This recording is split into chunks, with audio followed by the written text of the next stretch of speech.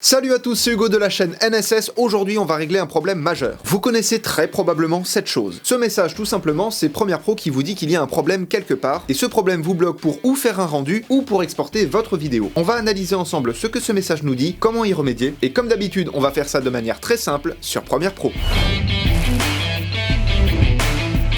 L'erreur la plus populaire est donc l'erreur lors de la compilation du film, comme on peut le voir marqué ici, et surtout une erreur qui comporte le mot-clé « rendu ». Un rendu, qu'est-ce que c'est? Ça va être de faire une prévisualisation de vos fichiers qui sont présents dans votre timeline, et cette prévisualisation va alléger un petit peu le boulot que vous demandez à Premiere Pro, ce qui va permettre une lecture plus simple, plus rapide, et surtout qui va permettre un export sans problème. Le rendu est symbolisé par la petite barre de couleur présente au-dessus de votre timeline. Quand cette barre est verte, ça veut dire que votre rendu est fait, que votre prévisualisation est faite. Quand la barre est jaune, ça veut dire que le rendu n'est pas fait et que le fichier reste relativement léger. Pour faire un rendu de cette barre jaune, vous allez en haut de votre écran, dans Séquence, et vous faites rendu de l'entrée à la sortie. Quelle est la différence d'ailleurs entre les deux, entre rendu des effets de l'entrée à la sortie et juste rendu de l'entrée à la sortie? C'est que celui-ci va faire un rendu de tout, du jaune et du rouge, alors que le rendu des effets, puisque c'est ce qui transforme la barre en rouge, ce sont des effets trop volumineux, et bien le rendu va se faire uniquement sur les rushs rouges. Donc comme je le disais, sur le jaune, Séquence, rendu de l'entrée à la sortie, moi j'ai mon raccourci Y, et le rendu se fait, et pour la barre rouge, j'appuie tout simplement sur Entrée. Voilà, et là vous avez fait vos rendus. Ça c'était la première étape vis-à-vis de l'erreur. Maintenant, je vais vous expliquer comment lire une erreur. Alors c'est pas toujours très simple à comprendre, et là en l'occurrence ça ne l'est pas, mais je vais vous dire concrètement ce que vous allez devoir prendre en compte pour régler le problème, en plus des rendus bien évidemment. Premièrement, analysez le nom de l'erreur, puisque là en l'occurrence, je parle de l'erreur la plus connue, bien sûr, mais il y en a d'autres, je ne les connais pas toutes malheureusement, ou bien heureusement, selon comment on voit les choses, mais aujourd'hui on se concentre sur celle-ci, et ici on voit le mot-clé rendu, donc ça semble évident de devoir faire des rendus. Deuxièmement, faites attention au code temporel, puisque le code temporel, c'est simplement l'endroit qui pose problème dans la vidéo. Donc là, je vois que je suis entre 47 secondes et 3 images, et 47 secondes et 22 images. Dans cette période-là, il y a quelque chose qui pose problème. Donc en sachant exactement où se situe le problème, vous allez pouvoir aller chercher localement. Et enfin, dernier élément, et là pour le coup, ce n'est pas très clair, c'est le composant. Le composant, c'est ce qui va nous indiquer qu'est-ce qui pose problème. Là, on a quelque chose d'assez compliqué, effect filter de type filtre vidéo GPU, aucune idée de ce que cela peut être, mais parfois vous allez juste avoir le nom d'une transition qui pose problème, le nom d'un effet qui pose problème, etc.,